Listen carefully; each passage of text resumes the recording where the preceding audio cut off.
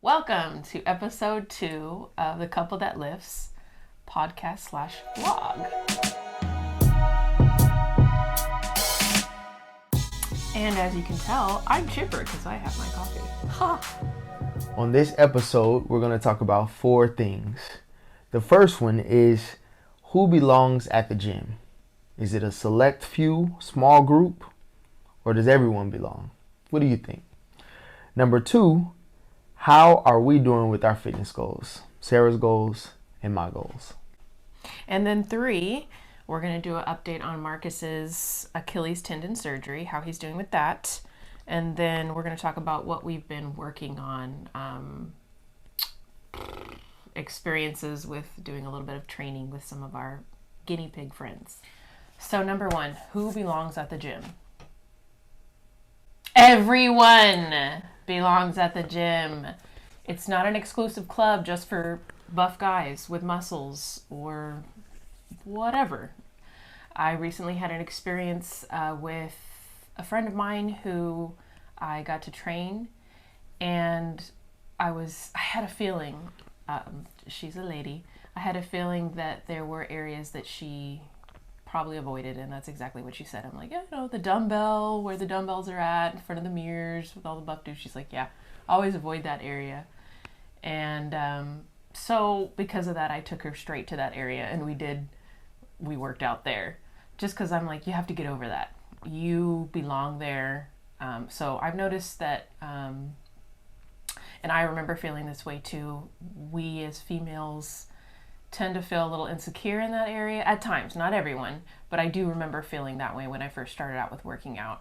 I don't feel that way at all now. I feel like a boss when I walk in there, like, hello, give me my dumbbells. But so I think that's why it's important to talk about who belongs at the gym. Everybody belongs at the gym. It doesn't matter who you are.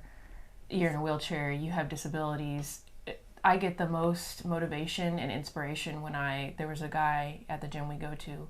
I haven't seen him in a while. I'm sure he still goes, but we probably just have different schedules. Anyway, I saw him, and it looks like, I'm not sure what condition he had, but half of his body was not really functioning as normal. He didn't have full mobility on like one side of his body. But that guy was there at the gym, and he was doing a routine, and I was like, just drooling. Yeah. Respect. Because it's, so much respect, and it super motivates you when you're there and when you see someone like that. Anyway, the short answer, everybody belongs at the gym. Everyone. It doesn't matter who you are, what you do, how much muscle you have 0 muscle, it does not matter. Everyone belongs there. And to tie in with what Sarah was just saying, I kind of had a little bit of that kind of experience recently with my recovery from my Achilles tendon.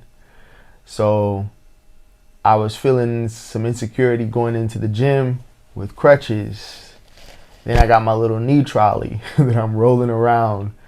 And you get a lot of looks from people. I know I looked at people, who are in a wheelchair or crutches, not judging them, but it just draws your attention. And you also start to feel a certain amount of empathy towards these people. Not that they're to be pitied, but anyway, in the context of the gym, one thing I learned is that I felt insecure, but it actually was inspiring other people that I was even there. I probably, within the last 2 months since my surgery, I've had about 5 or 6 people who have come up to me and said, man, nice job, bro. Or, man, I have no excuse not to get in there seeing you here. And that was when I had my cast on, or I had this big, huge boot. So it taught me that it's a pretty inviting community. I think the gym gets a bad rap sometimes for being the bro zone, or, this masculine, testosterone dominated atmosphere. But as Sarah has found out, as a woman, it's a welcoming environment. Mm-hmm. People are supportive. And as someone who had a temporary, if you want to use the word handicap or disability, not to compare with those who have bigger ones, but having a temporary one, even that garnered a lot of respect from people and encouraged them to just keep going as we're all on this journey towards being healthier people. Number 2 on this episode, how are we doing with our own fitness goals? So I'll go first, obviously, with my ruptured Achilles tendon and the surgery that I had. The surgery happened on July 27th. So today is October 4th. So for the last 2.5 months, I've mostly just been focusing on upper body, which has been a lot of fun. It's been a great excuse not to have to do lower juicy. body. The arms are, they're coming in pretty good right now, But let's be honest, it's been fun. Leg day, I hate it. I have a love-hate relationship with leg day. I think we all do. You know the benefits of it. It's your base, it's your core. It produces the most testosterone muscle growth, as they say, because it's the largest muscles in your body. So when you work those out, that testosterone helps build other muscles.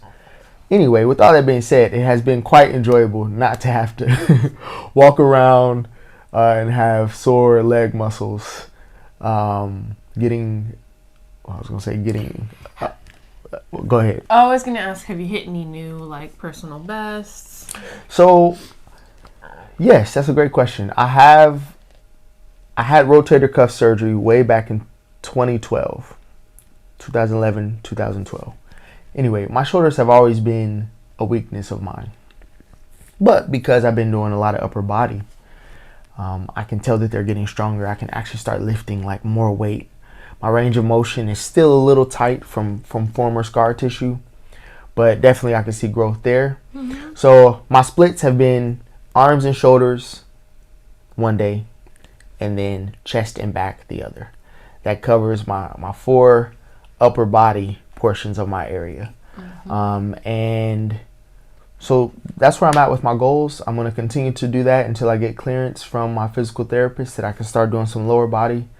But that's been nice. Proof that, even if, and I think about this, if something happens to me where I bust or sprain an ankle or, I don't know, break a bone or something, and I'm not able to use a leg or an arm or whatever, you could still work out. You can still be at the gym, take up space, and do what you can for your body. Show your body some love.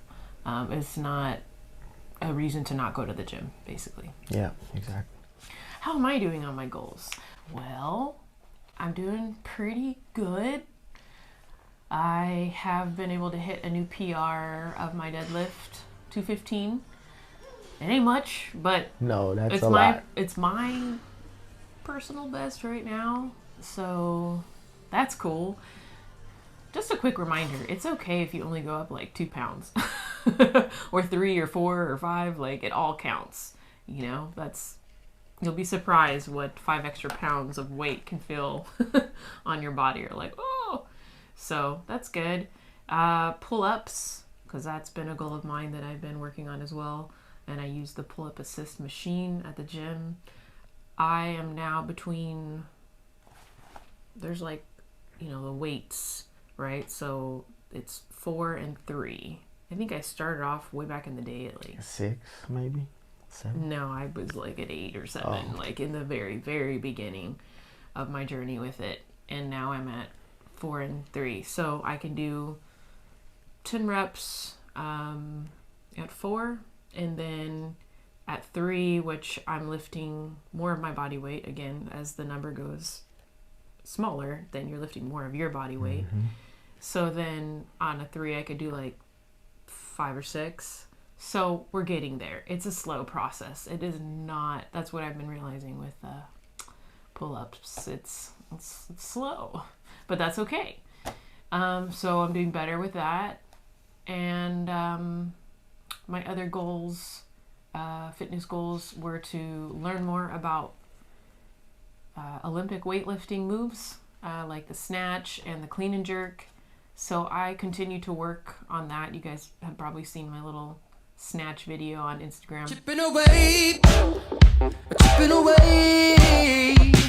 wondering if I will ever break through.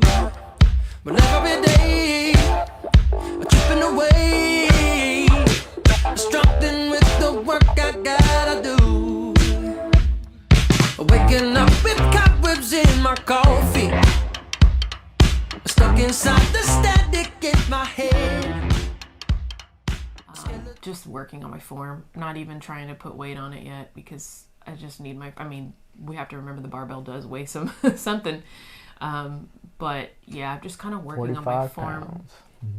Because those moves are amazing. I've told Marcus, like, when you're doing those, the clean and jerk or the snatch, literally in a minute your heart rate is up to 160, 165, because it involves so much. I feel like it involves like everything, like my entire body is involved in that movement. So my core is engaged, your arms, your back, your glutes, but definitely my back. And I think I've seen some growth just doing those moves, not even with a bunch of weight, just from holding a barbell over your head, on my back. Growth on my back is what I'm trying to say. So those have been some of my fitness goals. I'll keep working on them, and I'll let you know and give you updates on where I'm at with my progress. Hopefully sooner or later I'll be able to put some weight over my head with the snatch. Just baby steps, but that's where I'm at. So would you say that you are this snatching is super cheesy to get snatched? Right, yeah, that's it. Number 3, how is the progress going on my Achilles tendon? Ooh, I felt that. I heard Cracked it. my neck. I heard it. So right now, as you can see, the cast is off. You want to see the scar? Can you see it? Oh wow, this is a really good stretch for you. I don't know if you can. It's kind of hard to see It's kind it. of blurry, but anyway. Well, yeah. That's stretching in my leg there But that's a lot. good if you can barely see the scar. But yeah, the stitches they used were like the ones that disappear. Like I said, right now I'm already at 2.5 months of recovery. Things are going good. I'm weight bearing, full weight bearing right now.